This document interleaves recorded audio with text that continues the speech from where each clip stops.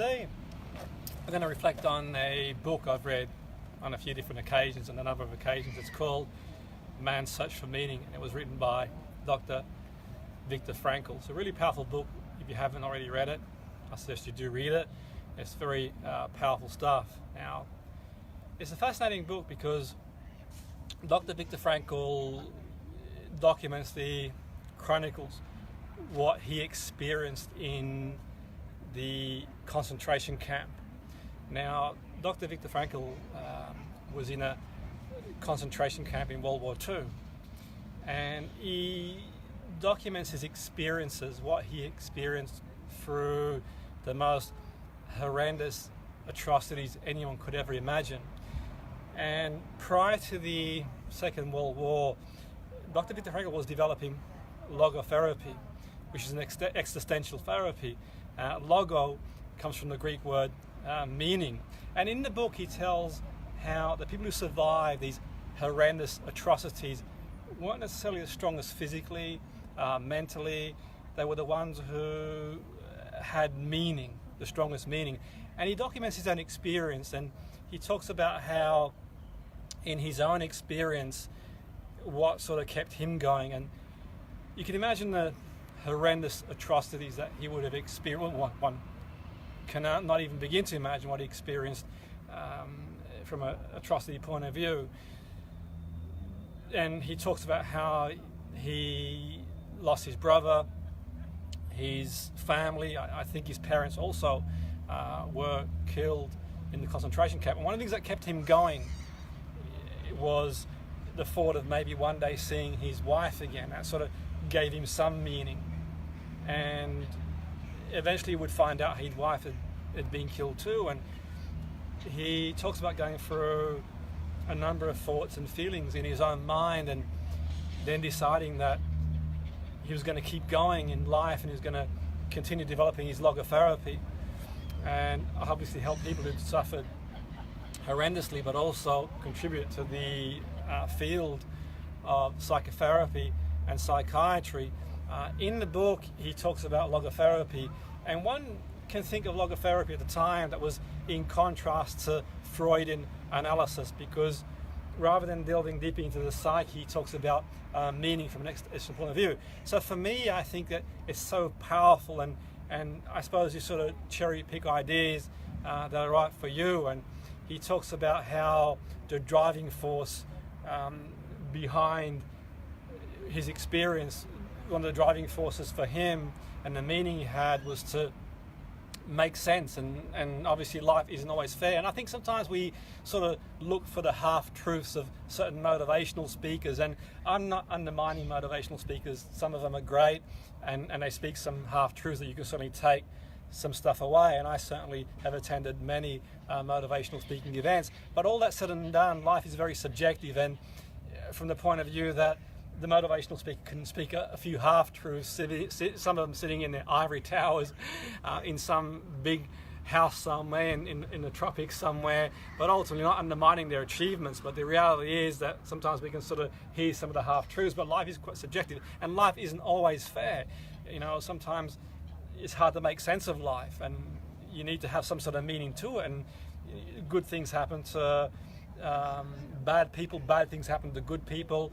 There are certain things that happen in the world you can't make sense of, and you know, a child is born sometimes with an aggressive illness, and you know, something bad happens to a really, really good person, and there are people out there that do bad things to people and get good things happen to them, and there are certain things that are hard to understand. And I think for me, finding meaning in our own adversity is quite powerful. And for me, the book is really, really powerful, and it's in one of my top 10 or even top 5 reading list.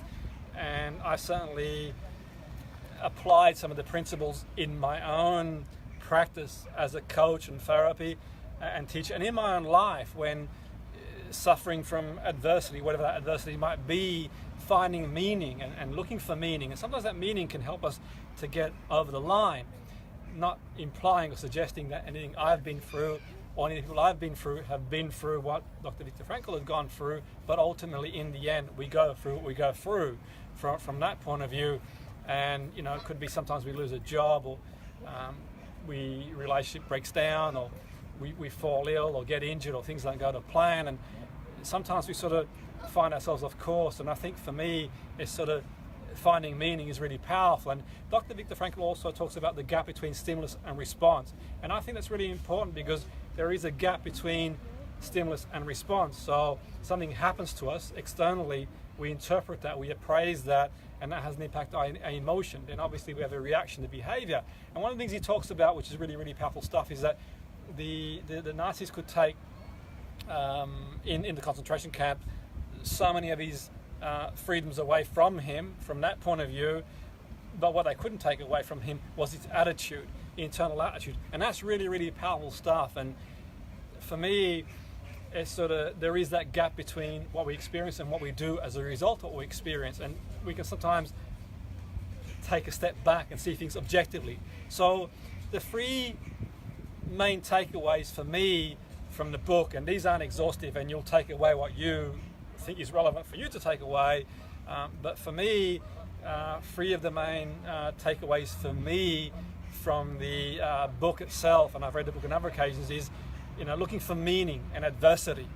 And sometimes that can help you sort of get over that line and take steps forward in that specific area, whether that meaning is in adversity around something happening in our life, personal life, professional life. It could be getting injured, not feeling so well. It could be losing a job, breaking a relationship, a number of things really, whatever's happened to you. Finding some meaning, and the meaning could be, I can help other people in that situation. The meaning could be, well, maybe that wasn't the right situation for me.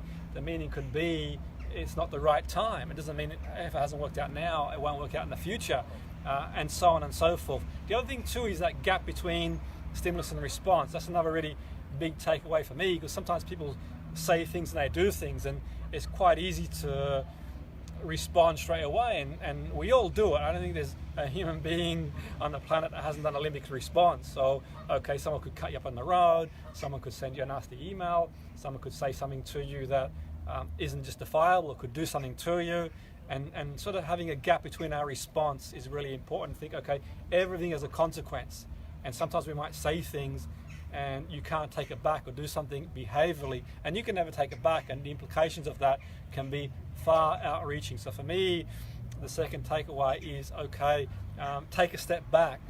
And an exercise I do with the people I work with is, how would you advise somebody else that's not emotionally connected to the situation, who's going through what you're going through? Because we're good at giving advice because we're not emotionally invested in it, yet we're not always good at taking our own advice. So one of the things to do is externalize, and how would you advise somebody else who's going through what you're going through, maybe the job loss, maybe the relationship breakdown, or maybe someone's responded to them in a certain way, and you're sort of trying to find a appropriate response in proportion to what's happened.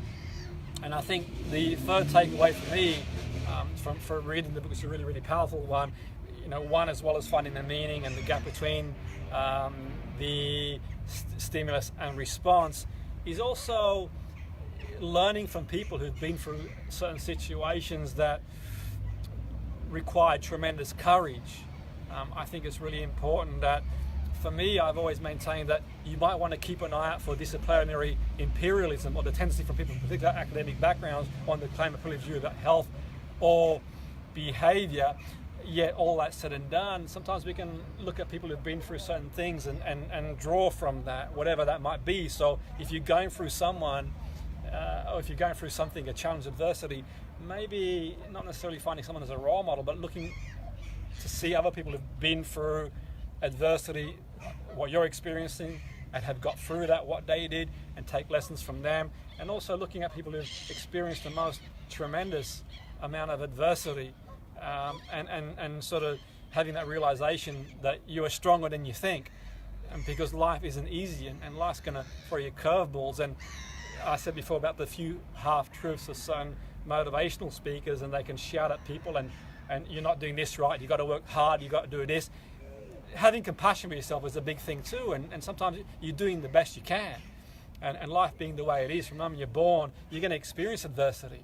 You're going to be hit with things. If you haven't experienced it already, you are going to experience it, because that's part of life. And and I think it's really important in the third takeaway is appreciating that part of life is loss, part of life is growth, and it's through that loss that we learn and we grow as a person. Because if life was just plain sailing, then where would we be from an evolutionary perspective? So we sort of grow from adversity. So the third takeaway is a combination of things, and thinking, okay, so I can listen to a few half-truths of that that motivational speaker who can offer some subjective experience, which is quite useful to a point, and that's not saying they haven't gone for anything themselves. I'm sure they have, some of them, but equally looking at people who have probably suffered on the highest end of the spectrum, and hearing some of their perils of wisdom and taking what's right for us. And that can be really powerful, because you sort of get the realization that life isn't always fair, and you know, bad things happen to good people in certain situations, and good things happen to bad people, and sometimes good things to good people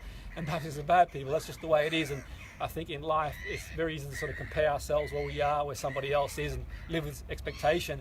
But I think for me sometimes it's about taking a step back, and the third takeaway from all of it is to be able to amalgamate and separate all those behaviors and emotions and physical reactions from the mesh, and start looking at a way forward from where you are to where you want to be, but also getting some meaning, existential meaning. What could this mean for me? So I wanted to share that. If you haven't read the book already, I suggest you reread it. It is powerful reading, and it's, you know, really I've read it on a number of occasions. I found it really useful for me in practice, personally and professionally. It's a great book. Live with passion. Boom.